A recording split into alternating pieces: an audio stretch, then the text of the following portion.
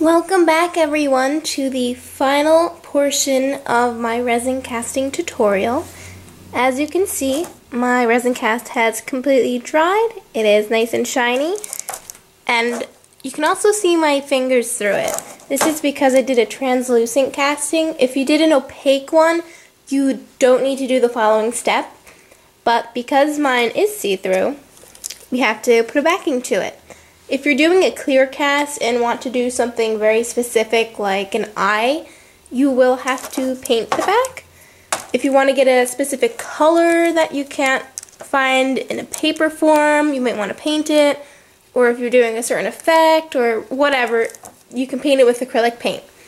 What I'm going to do, since this is for a Super Sailor Mars commission, I'm going to back mine with some reflective scrapbook paper.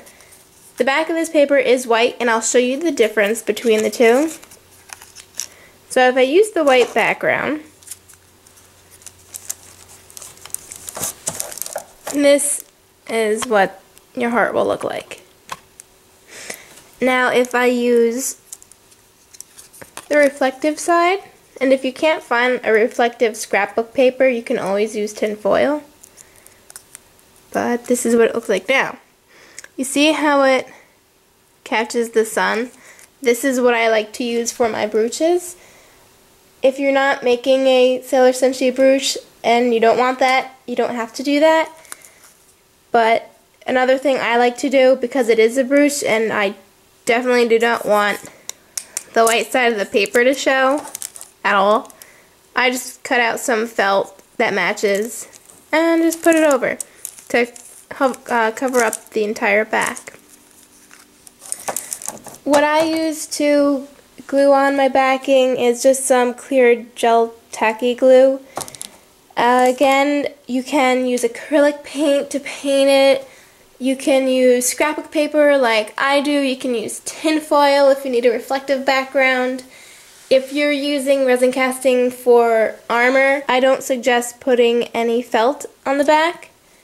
However, if you are making brooches for Sailor Moon costumes or anything that is not glued to your costume or your project but is attached to it, just simply add a bar pin to the back.